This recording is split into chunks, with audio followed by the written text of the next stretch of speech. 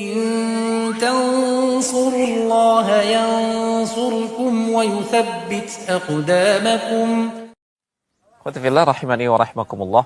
Ada sebuah hadis Rasulullah sallallahu alaihi wasallam yang patut menjadi renungan kita para orang tua dan para pendidik dalam mendidik anak kita atau anak didik kita.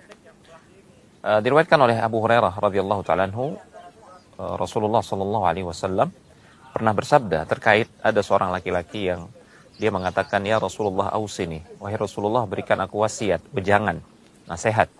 Maka Rasulullah SAW bersabda, "La taghdab, jangan engkau marah." Kemudian laki-laki ini kembali bertanya, faraddada miraran, berkali-kali dia bertanya, meminta wasiat dan wejangan. Berkali-kali pula Rasulullah SAW menjawab, "La taghdab, jangan marah." Hadis ini sahih diriwayatkan oleh Al-Imam Al-Bukhari dalam kitab sahihnya. Qultifillah rahimani wa rahimakumullah.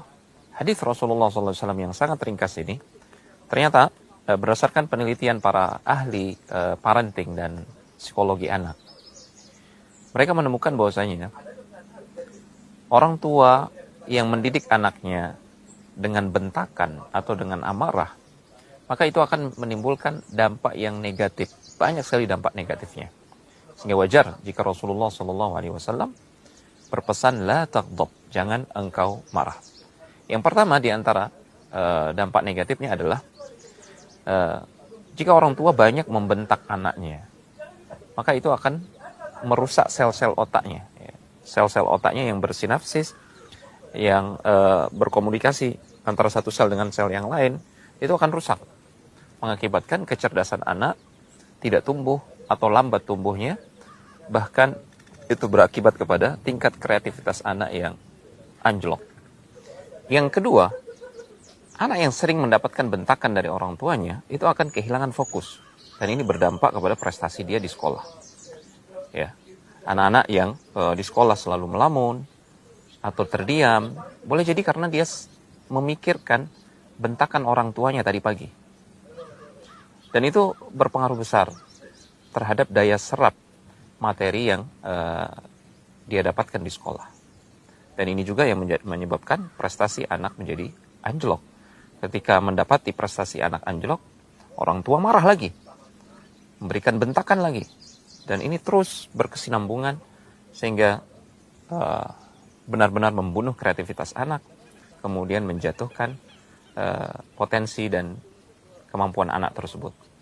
Kemudian dampak negatif yang ketiga adalah anak menjadi tertutup, ya, tidak memiliki kedekatan dengan orang tuanya. Kenapa? Karena dia takut kepada orang tuanya yang sedikit-sedikit marah dan membentak. Karena adanya jarak, maka komunikasi pun terhambat. Anak ketika mendapatkan masalah, dia tidak berani mengungkapkan atau bercerita tentang masalahnya atau curhat kepada orang tuanya. Karena dia khawatir orang tuanya marah. Ada rasa takut. Anak juga akan kesulitan untuk berteman, bersosialisasi. Dia sulit percaya kepada orang lain, ya, karena dia khawatir mendapatkan masalah. Karena ketika dia mendapatkan masalah tersebut, kemana dia harus bercerita? Dia tidak berani bercerita kepada orang tuanya. Akibatnya secara sosial anak ini juga terbelakang.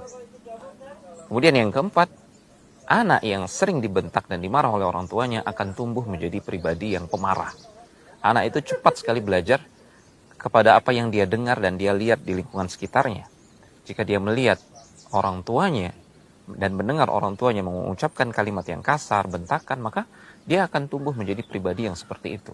Kasar, mengucapkan kalimat-kalimat yang kotor, bahkan suka membentak. Maka jangan heran jika anak melawan kepada orang tuanya. Ketahuilah bahwasanya dia mempelajari itu dari orang tuanya sendiri. Kemudian yang kelima, yang tidak kita inginkan sebagai orang tua dan pendidik adalah anak akan menyimpan rasa dendam kepada orang tuanya, kebencian. Tidak ada rasa cinta kepada orang tuanya, yang berakibat dia tidak akan mau mendengar lagi nasihat orang tuanya. Dia lebih mendengar nasihat temannya atau kata orang lain.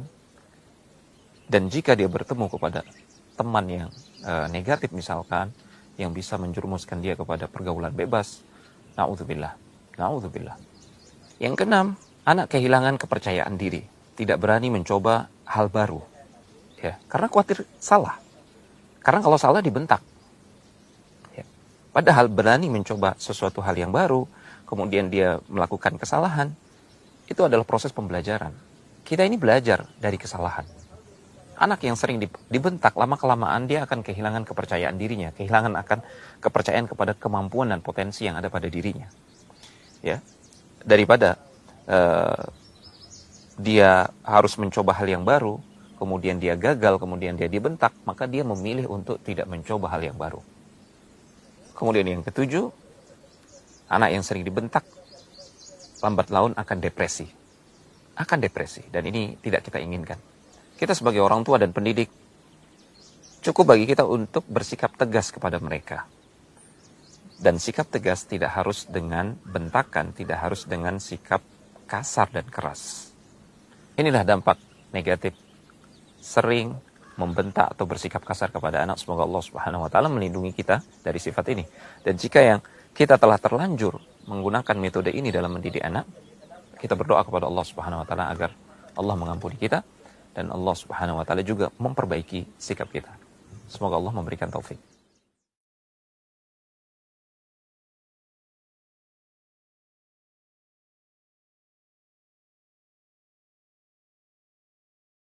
إن تنصروا الله ينصركم ويثبت أقدامكم